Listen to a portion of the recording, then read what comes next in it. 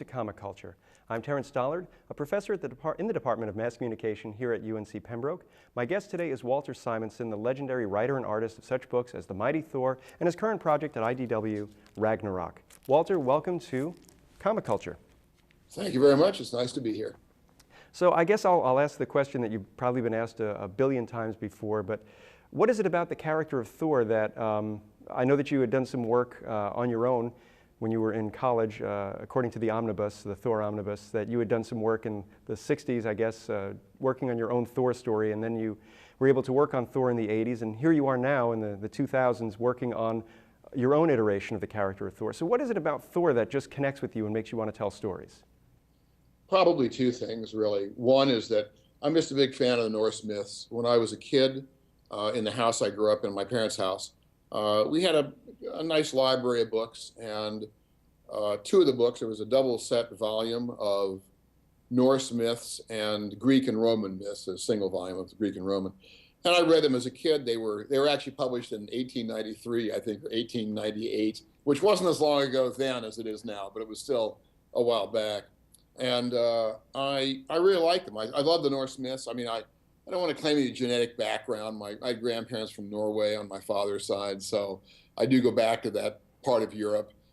I'm not sure that's really the reason, but you know, when you're a kid, I don't know, for me anyway, reading that stuff and then having the Norse myths where the gods die in the end, there's this big conflagration, the big battle with the enemies and stuff like that. Well, I thought it was fantastic stuff. When I was in college, in the mid 60s, I discovered Marvel Comics and I discovered Thor, as is on your T-shirt. And I was delighted. The fact that he didn't have a red beard or didn't have iron gauntlets or whatever, I didn't really care. I just thought it was fabulous that they had a comic based on the character. And the other thing, and so I liked the character, but I also liked the character himself because Thor, in the Norse myths, Thor is really the guy that kind of stands up for ordinary people. He's kind of Odin is more for the Jarls and the higher ups and other guys have other functions, but Thor was really, to some extent, he was a defender of Midgard and a defender really of the gods against the Jotun, the ice giants. He was really the greatest warrior of the batch, and of course he ended up getting the greatest weapon when he got Mjolnir, his hammer. So I just thought he was a great character. I loved doing the book for Marvel when I was doing it. I hadn't thought about doing it again, really, going back to it. I mean, to the character of the Norse myths. But a friend of mine, Scott Dunbier, who is he's now currently one of the editors at IDW. He was with Wildstorm at the time, eventually became a DC group editor when Wildstorm was bought there. But Scott's an old friend going back to before he was an editorial in comics. And he got a hold of me about 17 years ago when he was at Wildstorm and asked if I'd be interested in doing a comic, my own version of the Norse myths at some point. And I hadn't really thought about that before. And I thought, well, yeah, that sounds kind of cool. I can see doing something like that. And but I had a bunch of work to get done. So it took me about 15 years to clear the decks and get everything ready to rock. And then I had some ideas. I had come up with an idea really for, what happens, I drew a couple of pictures of Thor, my own version of Thor. It's not the one that's in the comic now, but just my own version, really for fun. A little more based on Norse design elements and Norse costuming, but not completely. I was a little freeform. And when I did that, I set it aside. I didn't think about it much, or I didn't think I was going to think about it much. I really do it just for fun. And one of my former students, I taught at School of Visual Arts for a while, one of my former students had begun doing T-shirts and stuff, did a T-shirt of it, so we had a nice T-shirt of that particular version of Thor. And because I was thinking about it, one day, literally out of the blue, I had an idea where I thought, well, this would be kind of a cool opening issue for a story about this character. And by this character, I don't mean the Marvel character, I mean this guy that I had drawn. And it was just what would have been a first issue. It is more or less the first issue of Ragnarok. It's not quite, but it was at the time I did it, I sort of had the idea, I wrote it down because I have learned the hard way that if I have an idea, if I don't write it down, I'll think, this is such a fabulous idea. How could I forget this? I'll go ahead and order that pizza. I'll run some errands. I'll come home and I will type all this up. And I come home and I think, well, I had a great idea. It involved paper clips. And that's really, it's just gone. And so I typed it up, but without any real idea about what it meant, about what the world was like that the character was inhabiting or why he was in this predicament. And literally sometime later, months later, I think, I was driving this is how long ago this was. I was driving to a Borders bookstore when Borders was still around. We had one not far from us. I loved. I was so sorry when it went away. And I was on the road to Borders when suddenly, really this happens very rarely for me. It really was like a light bulb going off where I suddenly went, oh man, it's after Ragnarok. And I began thinking about all, and suddenly I said, ah. So I turned around and drive home, and I never got to Borders that day, but I typed up like crazy. And in about an hour, I had typed up the core of the world and the setup for where this story occurred.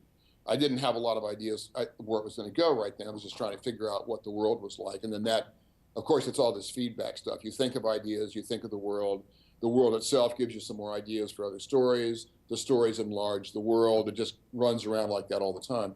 So that's really how Ragnarok got started. It was really because my friend had asked me 17 years ago about doing a book on the Norse myths, and it took a long time for that to gestate. But it finally did, and that's where I am now. Well, that's the great thing about stories, and like you say, having an idea, writing it down, because I have done that myself, where you forget something, and you know it was the one that's going to make you a millionaire, and then it doesn't happen. Hope. But what I really love about the book is your art has, well, I mean, your art has always combined sort of the dynamicism of Jack Kirby with sort of the John Buscema rendering. So you have these powerful figures, and your art sort of just takes a large character like Thor and makes him seem even bigger and more powerful. And in looking at the books, I was rereading them before the show today, the art just makes these characters appear so powerful, and yet there's an amazing subtlety in your storytelling. So when it comes to storytelling, when it comes to putting things together, Kirby was the master, and it seems to me that you discovered Marvel when Kirby was doing, 50% of their monthly output, and everyone was sort of aping that style. But how did you figure out storytelling, the way to put a page together in such a way that it's compelling, that it makes the reader just get sucked into it rather than just merely look at the pictures and wait for the next word balloon? I don't know that I have a complete answer for that. What I would say is that for me, comics, they exist because they exist to tell a story.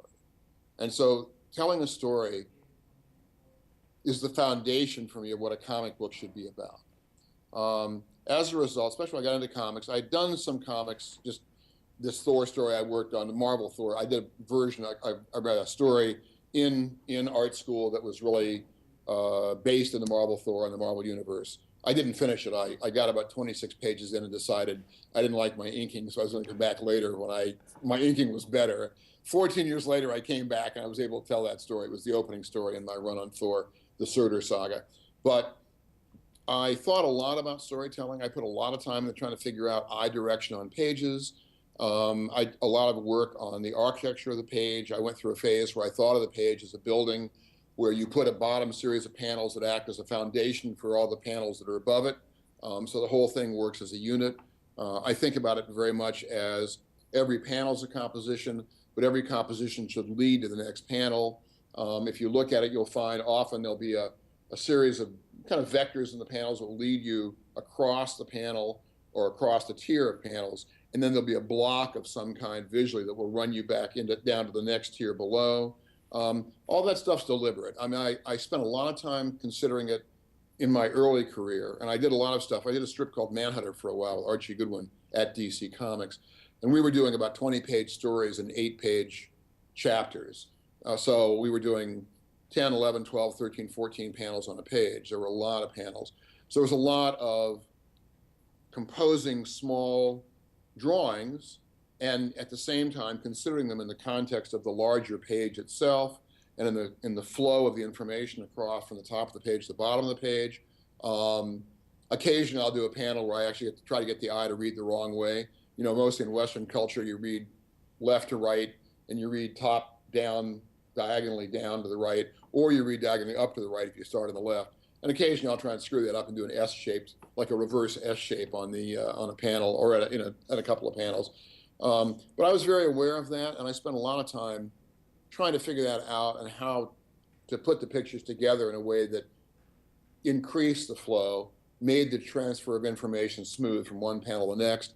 Also, I learned a great deal from Archie. He, as a writer, and also as a cartoonist, he was quite a good cartoonist and a good storyteller visually. I learned a lot from him. And one of the things he was able to do in the words that I kind of try to do in the pictures, I kind of transpose that idea.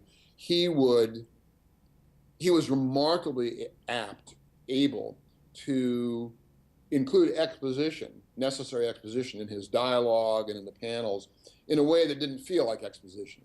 You didn't feel like it was being layered in all this information to make the stuff make sense. It just was part of the dialogue, and you were unaware of how much information you were actually getting that made the story make sense or give it emotional depth or whatever it was doing. And so I kind of tried to, well, I try to borrow that in my writing as well, but I did try to do that with the art. So I spent a lot of time in my early years trying to create panels and flow and page design that would emphasize the stories and make the story content the best it could be. When I was teaching, I think I tried to teach my students 3 things of my entire course in like 15 seconds. One of them was that at the bottom of everything, if you have a question about what you're doing, about what you should do next, what the panels, everything, the kind of rendering you're using, the bottom question, the essential question you should ask, is this making my story better? I don't care if it's making a more beautiful drawing. I want the story to be better. If a beautiful drawing will get you to where that story is better, that's fantastic. But if some other kind of approach is going to get you to a better story, that's where you should be going. So that's the bottom line question for me for any comic book. The other thing I taught them, or I tried to teach them, was use reference. If you're going to draw pictures, for God's sake, use reference. Because a lot of guys get into comics, maybe not so much now, but when I got into the business, a lot of guys got into comics, and they would say, yes, I drew these 30 pages in my hotel room last night. Here's my portfolio. And the stuff would look like it was drawn in one night in a hotel room, and you'd think, this guy's not going to go anywhere. So you try to persuade them. You know, you don't just swipe it cold. You're trying to figure out some way to incorporate it into your work. But I found myself, it's essential to look at real things when you're drawing, if you possibly can. I mean, even though you're drawing spaceships and ray guns and whatever it is. And the third thing, I came to this later on. Those are my first 2 postulates about doing comics. But my third one just was, if you're going to do comics, you've got to be prepared to do a lot of work. Because a lot of guys kind of think they're going to kind of glide in and do stuff, and you say, it's a lot going on. And a lot of guys, it is a lot of work. I mean, I love doing it, so it doesn't seem like so much work to me. But I look back at stuff I've done. I look back at panels and pages and stuff. I'm going, oh my good Lord, it's just for a lazy guy, I didn't put a lot of stuff into the work. So I'm happy about that. But that's really, I spent a lot of time trying to understand storytelling, looking at other storytellers.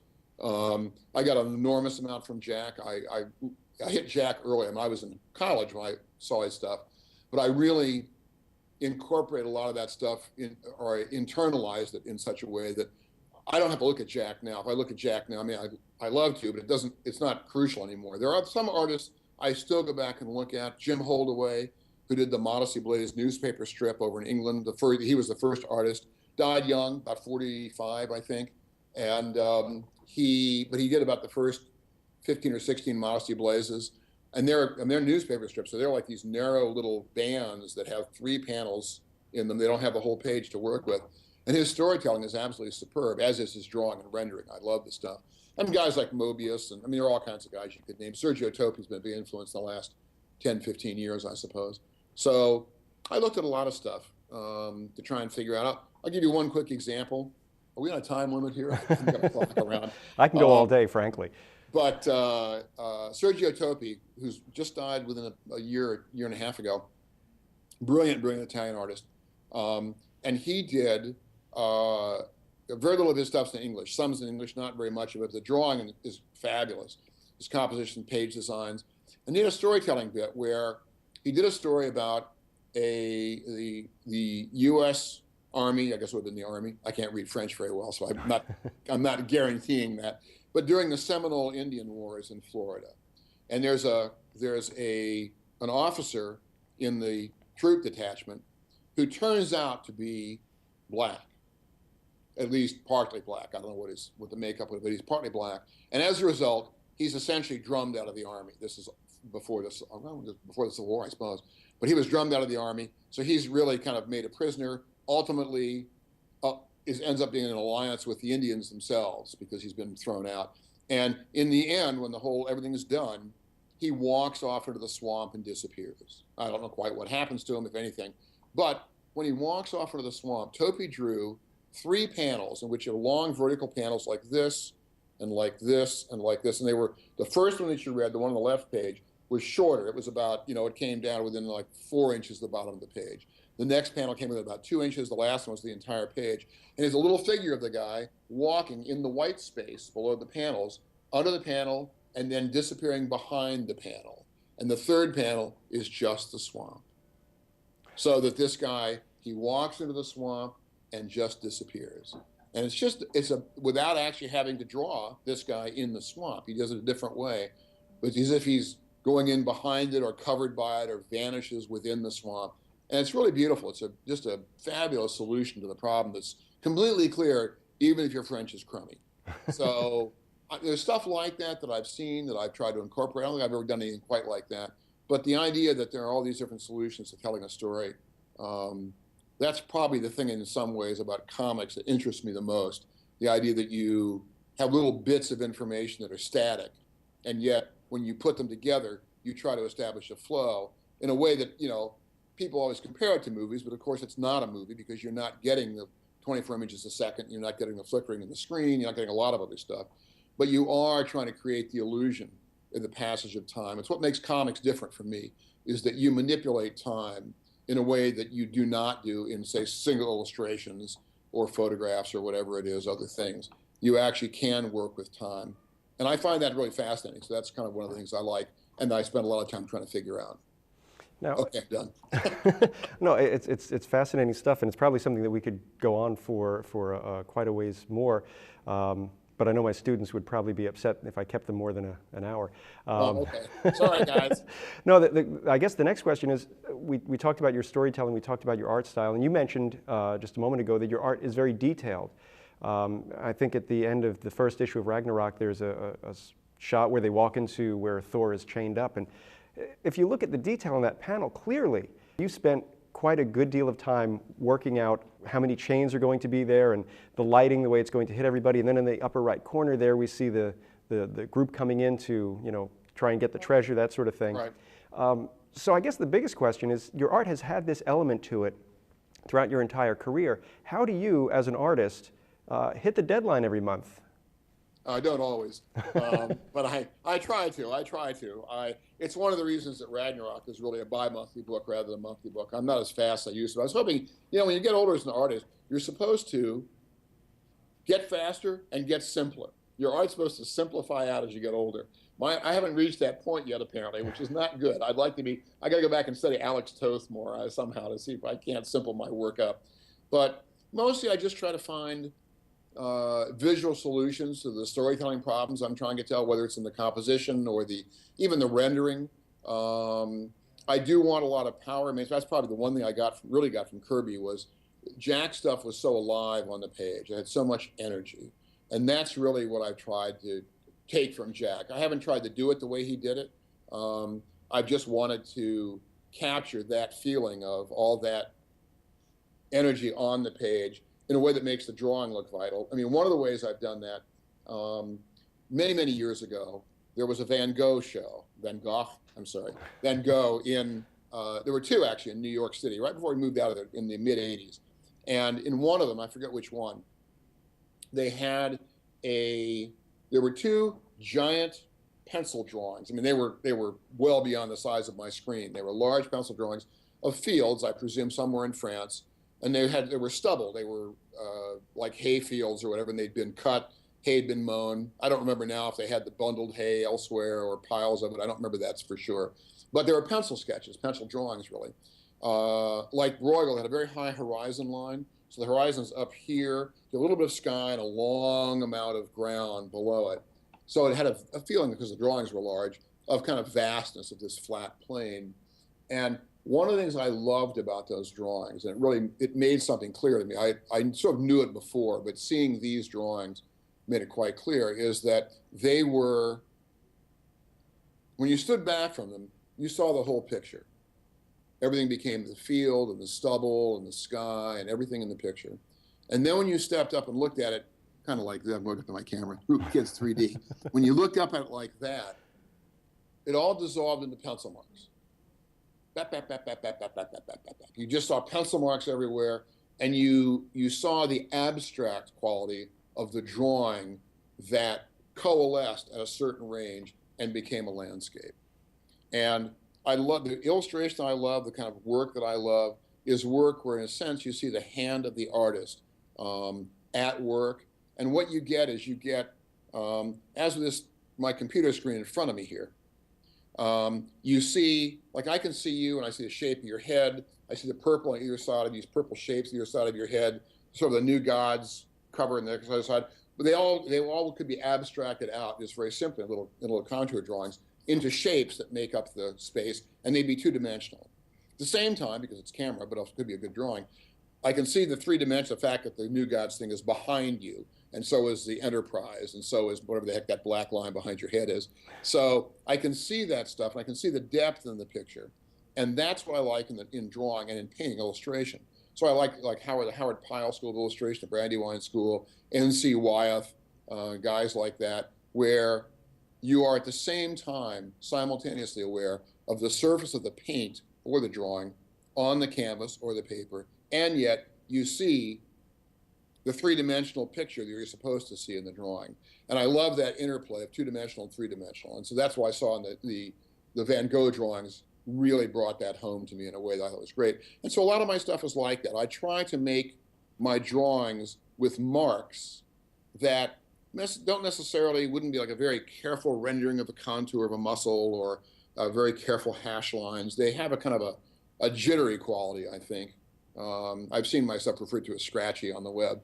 So, but what that does is it's the hand of the artist. It's the mark the artist makes with his hand on the piece of paper. It's one reason I love pen and ink, because or brush ink, if you can see those marks. And that's, I'm not trying to do something that's abstract, but that's kind of that mix of the 2D and 3D is what I'm trying to achieve in the drawings that I do and the pages that I do. I'm not sure that answered your question, but I kind of got off and run off in that direction. Well, let's talk about your inking for a minute, because you said earlier that your inking style was something you weren't happy with when you were just getting started. And in the 80s, when you were working on Thor, you were the writer, you were the penciler, and you were the inker. And somehow you were able to get out 22 pages a month. And I'm just wondering, that process, is half the month spent, there's so many questions I could ask about this. Were you writing a script first that you had to send to an editor? Were you then just working from the script, or did you just thumbnail it, start doing the pencils, send them in, get them lettered by John Workman, and then do the inks? I did it. I worked what was then called Marvel style. Not much stuff is done that way these days. I think to the detriment of comics, if you ask me. But I'm an old guy. But what it was something that Stan and Jack had done, and Stan and everybody else at Marvel, and the other writers when they came in, Roy and Archie and Denny and all the guys came in doing it that way. And it was done elsewhere, I think, but Marvel, I think, really used it dramatically. And it helps if you've got a guy like a Jack Kirby or a Steve Ditko or guys who really tell stories visually. What I would do is I would write a plot. Well, I'd be burned out from the previous issue, and I have several days where nothing got done, which is a bad thing. You can't have days off. But then I would write a plot.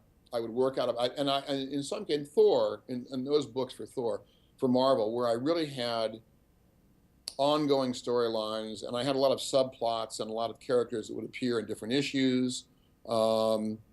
I had a chart actually that I ran. I made a graph. What would it be? And there's some Adobe program now, I think. I forget what. Spreadsheets. I had a spreadsheet that was basically issue numbers down the side and character names across the top, and then I had everything that was going to happen to those characters in each issue for some time to come. So, okay, this guy does this guy, he does this here, this here. I didn't try to stick to it all exactly. I mean, I tried to stick to it, but if it was not working out, I wasn't nuts about it. I said, well, I'll move it to the next issue, and I can do it then. So what I would do is I would write a plot. I'd have an idea for the story. I'd write a plot, which would be anywhere 3-4 pages long, typewritten, if that. In the early days, it was typewriters. When I was first on Thor, the computers, word processors were coming in just as I was beginning to do Thor. So within like 2 or 3 issues, we had a word processor at home, the old K-Pro computer. But I ended up, I'd do the plot, submit it to my editor, he would approve it, Then I would do thumbnails from my plot. I would draw thumbnails where I would literally draw on a piece of typewriter paper. How far back do I have to get? There you go. About like that. And I would just put the whole page. I would do an outline border, and I would just do a quick thumbnail of the entire page on 22 sheets of typewriter paper. Actually, before that, I would diagram the book. I would, like a single sheet of typewriter paper, I would draw 22 small boxes on it, and I would write in each box, okay, Thor does this, Loki comes back, Odin shows up, Thor does this, Thor, and I would go through it so I had the pacing of the entire issue before I'd put down a single line of drawing, because I wanted to be able to see what how that was going to work out. I wanted it to be, I didn't want to cram up at the end and suddenly have a lot of stuff to get at the end that I hadn't planned for. So I kind of could keep track of where I was in the book. Then I would thumbnail it. I would then write my script from the thumbnails. I could see what was going on in the thumbnails, so I'd write my script from those.